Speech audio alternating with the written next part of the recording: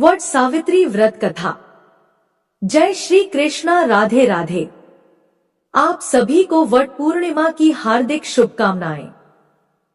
हिंदू धर्म में वट पूर्णिमा व्रत का बहुत अधिक महत्व होता है। यह व्रत सुहागिन महिलाओं द्वारा अपने पति की लंबी आयु, अच्छे स्वास्थ्य और सुखी वैवाहिक जीवन की कामना के लिए किया जाता है।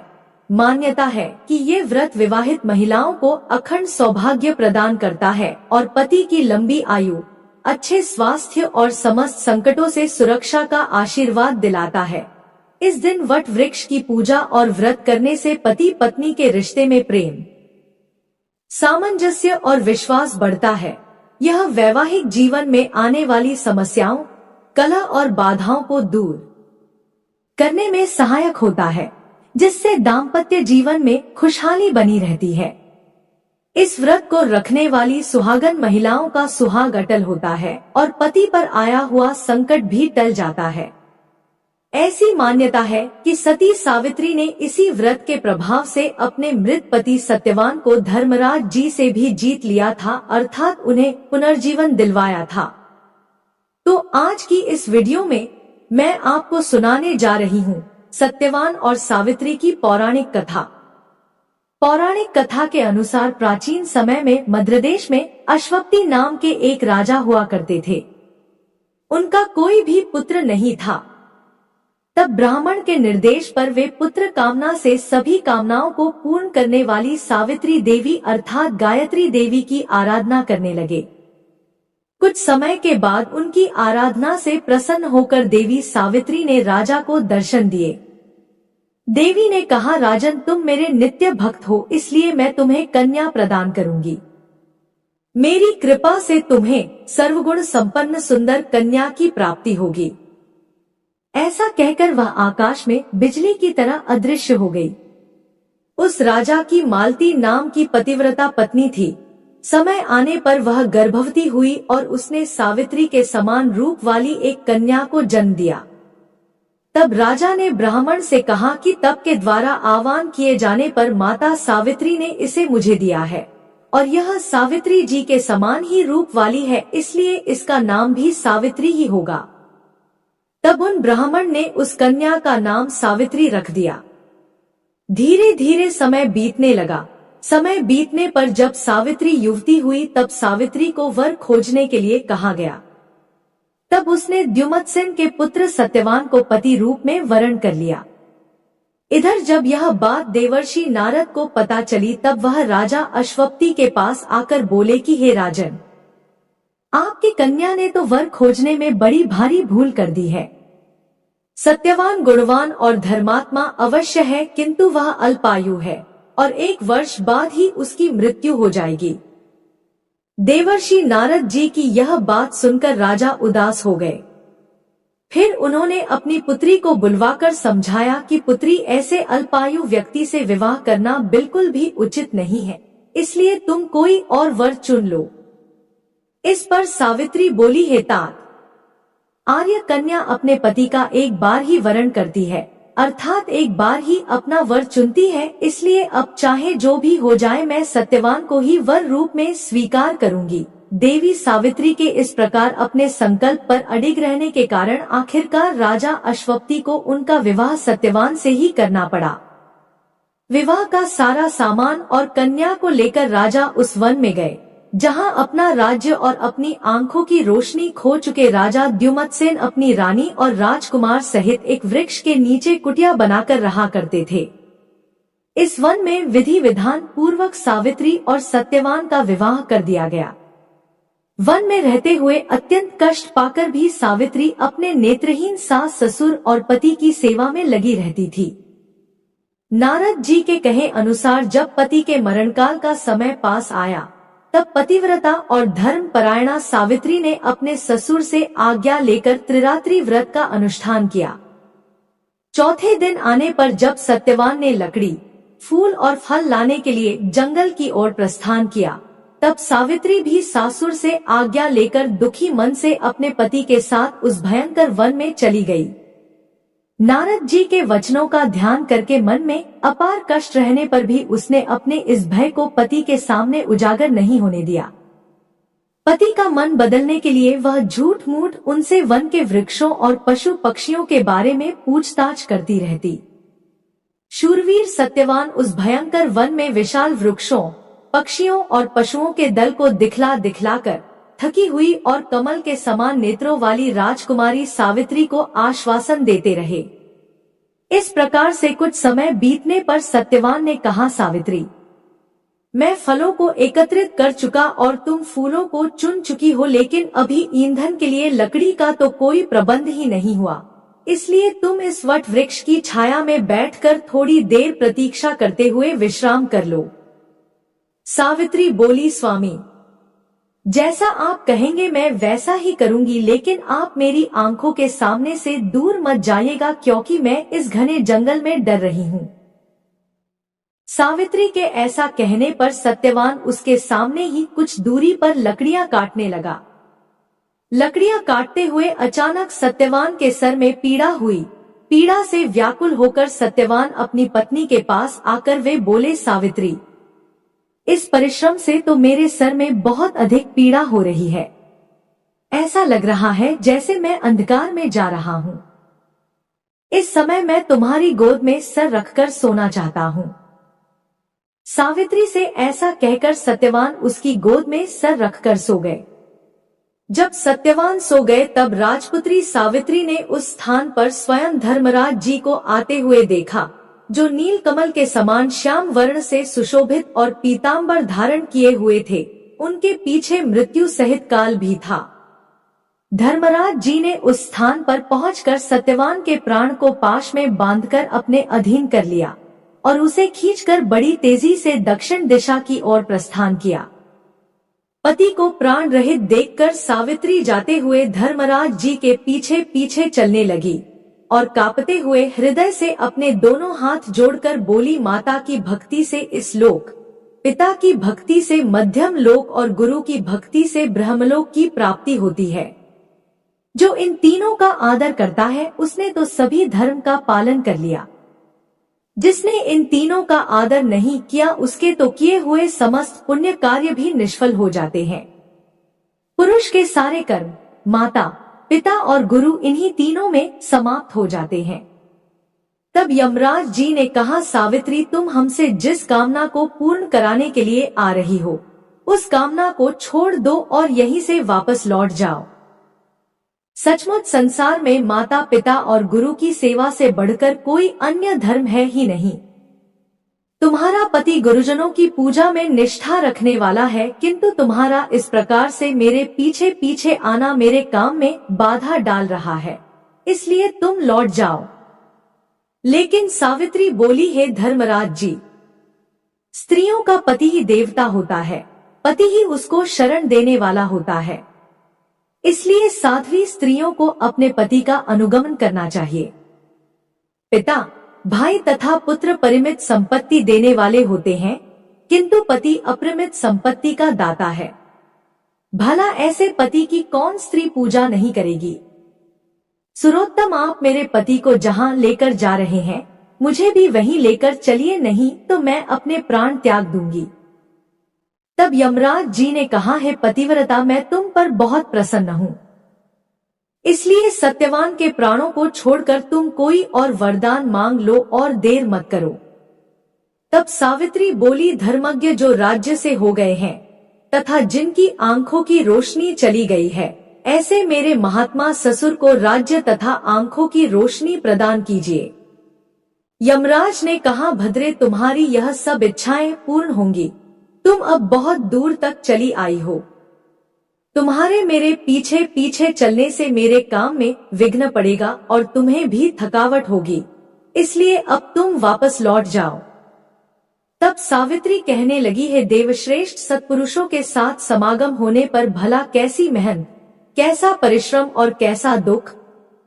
विष, अग्नि, सर्प तथा शस्त्र से लोगों को उतना भय नहीं होता जितना दुष्टों से हुआ करता है।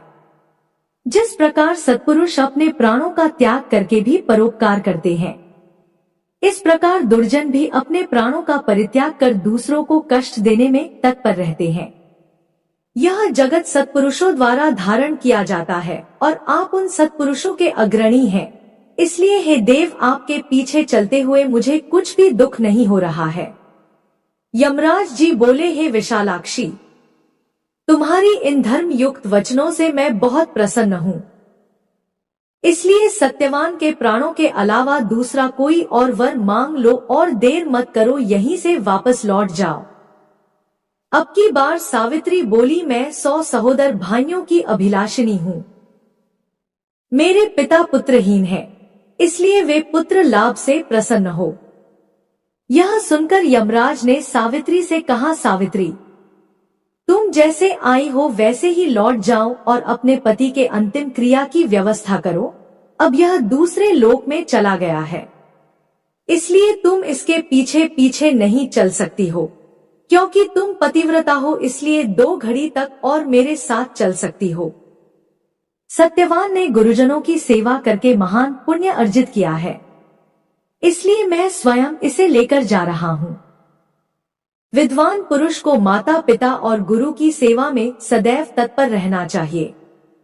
उनका कभी भी अपमान नहीं करना चाहिए। मनुष्य के जन्म के समय माता और पिता जो कष्ट सहन करते हैं, उसका ऋण सैकड़ों वर्षों में भी नहीं चुकाया जा सकता। इसलिए मनुष्य को माता पिता तथा गुरु की सर्वदा प्रिय कार्य करना चाहिए, क्योंकि इन तीनों के संतुष्ट होने पर सभी तपस्या संपन्न हो जाती है। भद्रे, तुम्हारी कही सभी बातें पूर्ण होंगी। तुम्हारा काम पूरा हो गया, अब तुम लौट जाओ। तुम्हारा इस प्रकार से मेरे पीछे आने से मेरे कार्य में बाधा पड़ रही है और तुम्हें भी कष्ट हो रहा है। इसलिए मैं तुमसे बार बार ऐसा कह रहा हूँ कि वापस लौट जाओ। अब सावित्री कहने लगी, है देवश्रेष्ठ, धर्मोपार्जन के कार्य में कैसी ग्लानि और कैसा कष्ट। देव ज्ञानी व्यक्ति को सदैव धर्म उपार्जन करना चाहिए, क्योंकि उसका लाभ सभी लाभों से विशेष महत्वपूर्ण है। प्राणी को चाहिए कि कहीं भी जाए, पीछे अकेले धर्म ही जाता है, मित्र और भाई बंधु कोई साथ नहीं देता। इस संसार में और स्वर्ग में मनुष्य जितने भी प्रकार के उत्तम वस्तुओं और भोगों को प्राप्त करता है, वह उनके पुण्य कर्मों का ही फल होता है। इसकी प्राप्ति के उपाय हैं यज्ञ, तप, दान, इंद्रिय निग्रह, क्षमाशीलता, ब्रह्मचर्य, सत्य, तीर्थ की यात्रा, सत्संग, सेवा, गुरुजनों की सेवा तथा ब्राह्मणों की पूजा। इसलिए विद्वान पुरुषों को सदा धर्म आचरण करना चाहिए, क्योंकि मृत्यु इसकी प्रतीक्षा नहीं करती कि इसने अपना कार्य पूरा किया है या नहीं। प्राणी संसार में मृत्यु से सदैव भयभीत रहते हैं, किंतु पुण्यवान सत्पुरुष सदैव निर्भय होकर जीते हैं। सावित्री की ऐसी बातों को सुनकर यमराज जी फिर बोले, विशालाक्षी, तुम्हारी इन धर्म युक्त बातों से मैं बहुत संतुष्ट हूँ। इसलिए अब तुम सत्यवान के प्राणों के अलावा अन्य कोई और वर मांग लो और देर मत करो, वापस लौट जाओ। तो सावित्री कहने लगी, देव, अगर आप वरदान देना ही चाहते हैं तो मैं सत्यवान के 100 पुत्रों की माँ बनना चाहती हूँ, क्योंकि लोकों में पुत्रहीन की सद्गति नहीं होती। क्योंकि यमराज जी ने देखा कि सावित्री लगातार उनके पीछे चली आ रही है, इसलिए उन्होंने एक क्षण की भी देरी किए बिना कहा कि सावित्री, अब तुम शेष कामनाओं को छोड़कर वापस लौट जाओ और मैं तुम्हारी यह इच्छा अवश्य पूर्ण करूंगा। तब सावित्री ने कहा, धर्म अधर्म के विधान को भली भांति जानने वाले देव, आप ही जगत के स्वामी हैं। क्योंकि आप कर्मों के अनुरूप प्रजाओं का नियमन करते हैं, इसलिए यम नाम से पुकारे जाते हैं। क्योंकि आप धर्म पूर्वक सारी प्रजा को आनंदित करते हैं, इसलिए लोग आपको धर्मराज नाम से पुकारते हैं। मरने पर लोग अपने सत असत्य दोनों प्रकार के कर्मों को आगे रखकर आपके पास जाते हैं, इसलिए आप मृत्यु कहलाते हैं। सभी प्राणियों के क्षण, काल आदि से समय की आप गणना करते रहते हैं, इसलिए तत्वदर्शी लोग आपको काल नाम से पुकारते हैं। देवताओं में श्रेष्ठ है धर्मराज जी, आपकी शरण में आई हुई मुझ दुखिया की रक्षा कीजिए। और अभी अभी आपने मुझे सत्यवान के 100 पुत्रों की माँ होने का आशीर्वाद प्रदान किया है और आप मेरे पति को लेकर जा रहे हैं। मैं पतिव्रता स्त्री हूँ, ऐसे में मैं अपने पति के बिना 100 पुत्रों की माँ कैसे बन सकती हूँ। तब यमराज जी बोले, हे धर्मज्ञ, तुम्हारी स्तुति और भक्ति से संतुष्ट होकर मैंने तुम्हारे पति सत्यवान को मुक्त कर दिया है। अब तुम सफल मनोरथ होकर वापस लौट जाओ। यह सत्यवान तुम्हारे साथ 500 वर्षों तक राज्य सुख भोग कर अंतकाल में स्वर्ग लोक जाएगा, और सत्यवान तुम्हारे गर्भ से 100 पुत्रों को भी उत्पन्न करेगा। वे सभी पुत्र सब देवताओं के समान तेजस्वी और क्षत्रिय राजा होंगे। ऐसा कहकर यमराज जी सत्यवान को छोड़कर काल तथा मृत्यु के साथ वहीं अदृश्य हो गए। इसके बाद पतिव्रता सावित्री वहां से जिस मार्ग से गई थी उसी मार्ग से लौटकर उस स्थान पर आई जहां सत्यवान का मृत शरीर पड़ा हुआ था। तब सावित्री पति के नजदीक जाकर उनके सिर को अपनी गोद में रखकर पहले की तरह बैठ गई। उस समय सूर्यदेव अस्ताचल को जा रहे थे, अर्थात अस्त हो रहे थे। थोड़ी देर में सत्यवान ने अपनी आंखें खोली और उठकर बैठ गए। सत्यवान ने सावित्री से कहा, वह पुरुष कहाँ चला गया जो मुझे खींच कर लिए जा रहा था? यहाँ सोते सोते तो मेरा पूरा दिन बीत गया। तुमने भी पूरे दिन से कुछ खाया नहीं, और वहां आश्रम में मेरे माता पिता को भी मेरे कारण दुख भोगना पड़ा। सावित्री, मैं उन्हें देखना चाहता हूँ, चलो जल्दी चलो। तब सावित्री बोली, स्वामी सूर्य तो अस्त हो गए हैं, चलिए अब हम आश्रम को लौट चले। मैं वही सारी घटना विस्तार पूर्वक आपको बताऊंगी। ऐसा कहकर सावित्री अपने पति के साथ आश्रम में जा पहुंची। इसी समय पत्नी सहित द्युमत्सेन राजा को नेत्र ज्योति प्राप्त हो गई। वे दोनों अपने पुत्र और पुत्रवधू को वापस आया देखकर बहुत प्रसन्न हुए। सावित्री और सत्यवान ने सहपत्नी क्षत्रिय श्रेष्ठ राजा द्युमत्सेन को प्रणाम किया। पिता ने अपने पुत्र को गले लगा लिया। उसी समय आनंदित सावित्री ने जैसी घटना घटित हुई थी उसका वर्णन किया और इस रात को अपने व्रत को भी समाप्त किया। अगले दिन प्रातः काल राजा की सारी प्रजा सेना सहित ढोल नगाड़े बजाते हुए राजा को पुनः राज्य प्रदान करने के लिए निमंत्रण देने आई, और यह सूचना दी कि राजन नेत्रहीन होने के कारण जिस राजा ने आपके राज्य को छीन लिया था वो राजा मंत्रियों द्वारा मार डाला गया है, इसलिए अब आप ही राजा हैं। यह सुनकर राजा सेना के सहित वहां गए और धर्मराज की कृपा से पुनः अपने राज्य को प्राप्त कर लिया, और समय आने पर सावित्री 100 पुत्रों की मां भी बनी। इस प्रकार पतिव्रता सावित्री ने अपने पितृपक्ष और पति पक्ष दोनों का उद्धार किया और मृत्यु के पास में बंधे हुए अपने पति को भी मुक्त कराया। इसलिए मनुष्यों को सदा साध्वी स्त्रियों की देवियों के समान पूजा करनी चाहिए, क्योंकि उनकी कृपा से ही यह तीनों लोक स्थित है। जो भी भक्त सत्यवान सावित्री की इस कथा को नित्य सुनता है वह सभी प्रयोजनों में सफलता प्राप्त करके सुख का अनुभव करता है, कभी भी दुख का भागी नहीं होता। और जो भी सुहागन महिला इस कथा को प्रेम पूर्वक सुनती है उसके पति पर आया हुआ संकट काल टल जाता है और उसके पति की दीर्घ आयु होती है।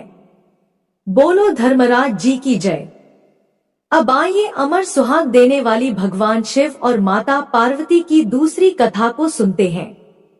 ये कथा भगवान शंकर जी और पार्वती जी के विवाह से जुड़ी हुई है।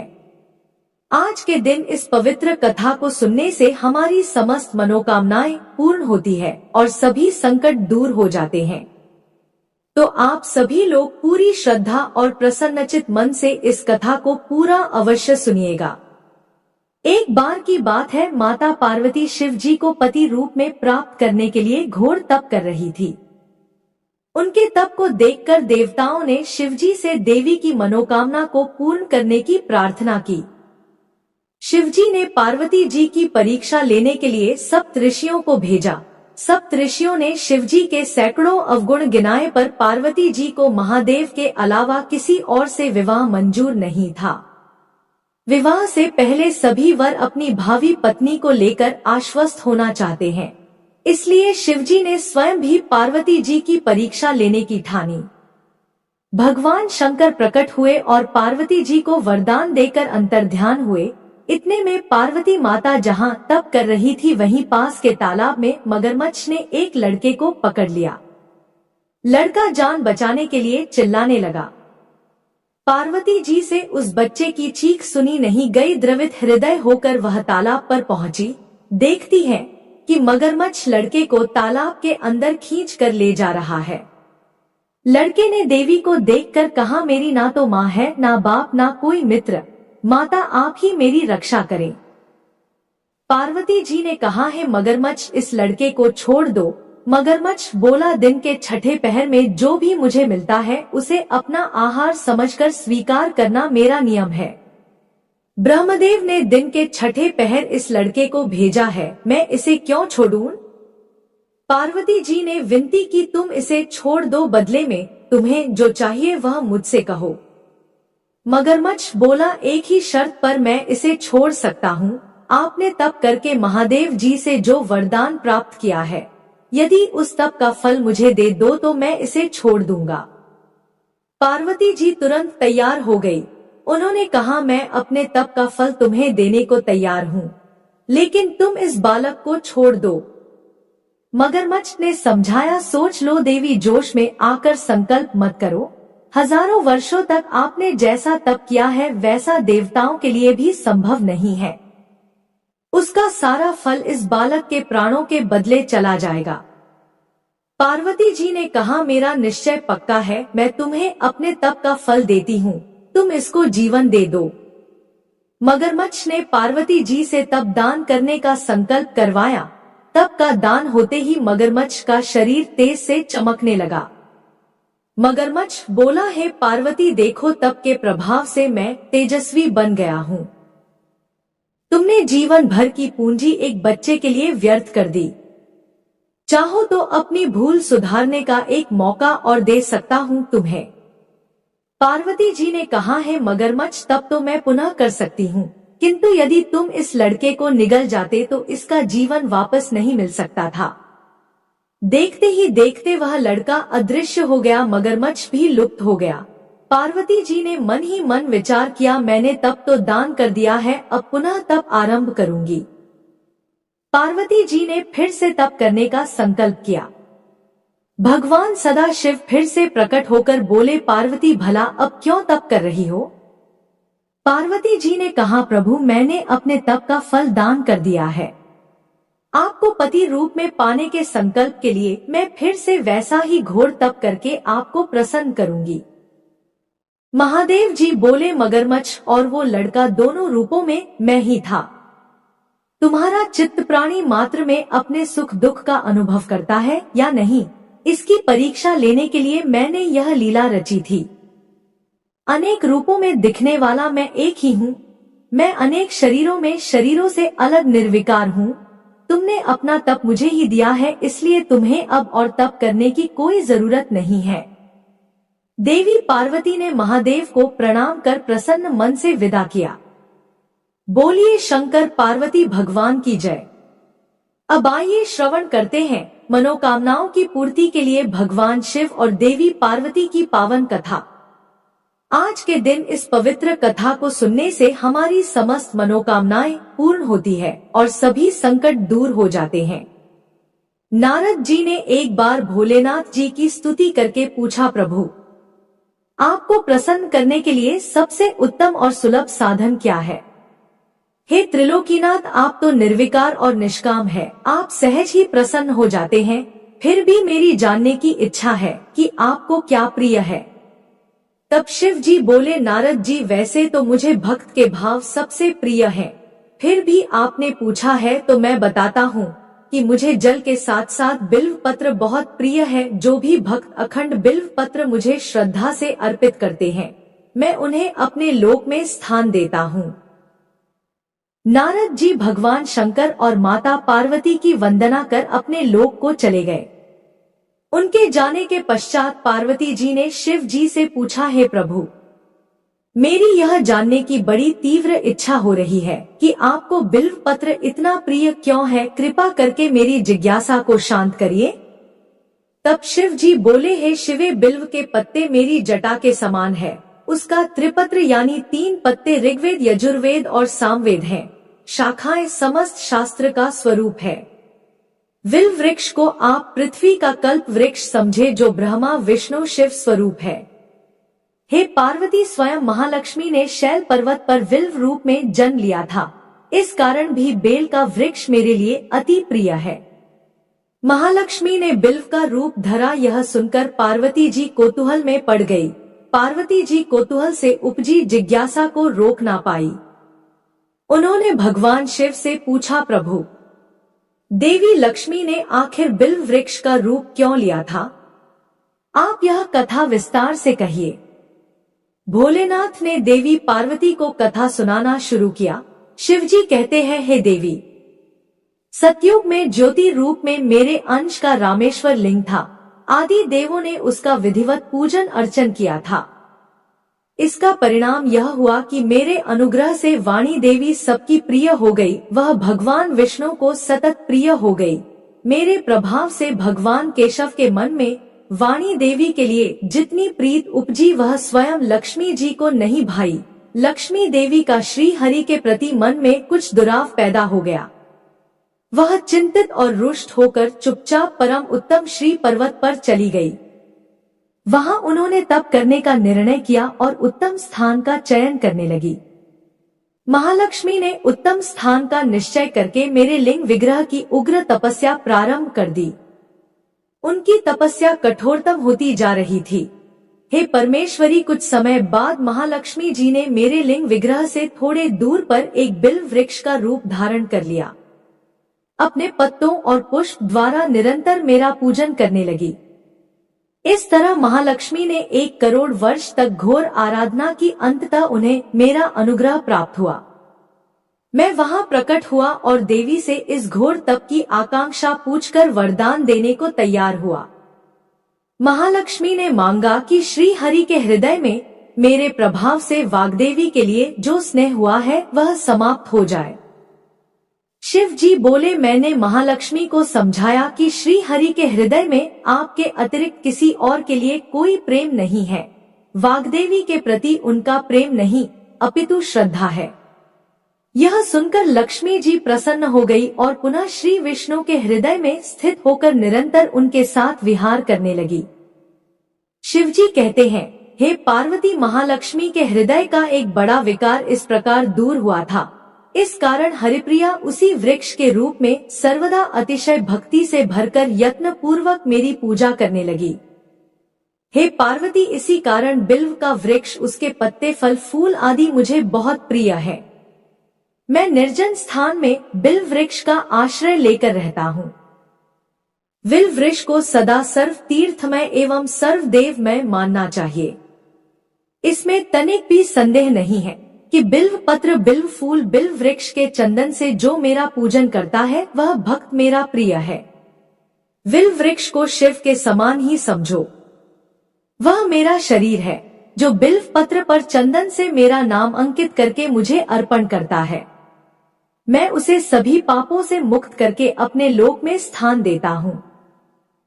हे देवी, उस व्यक्ति को स्वयं लक्ष्मी जी भी नमस्कार करती हैं, जो बिल्व पत्र से मेरा पूजन करते हैं। जो बिल्व में मूल प्राण छोड़ता है उसको रुद्र देह प्राप्त होता है और ऐसे मन पर सदैव ही माँ लक्ष्मी की कृपा रहती है और साथ साथ भगवान नारायण की भी कृपा उसको सदैव प्राप्त होती है। हर हर महादेव। आशा करती हूँ कि आपको कहानी पसंद आई होगी। कहानी पसंद आए तो चैनल को सब्सक्राइब करें और वीडियो को लाइक और शेयर करें। जय श्री कृष्ण। राधे राधे। आपका दिन शुभ और मंगलमय हो।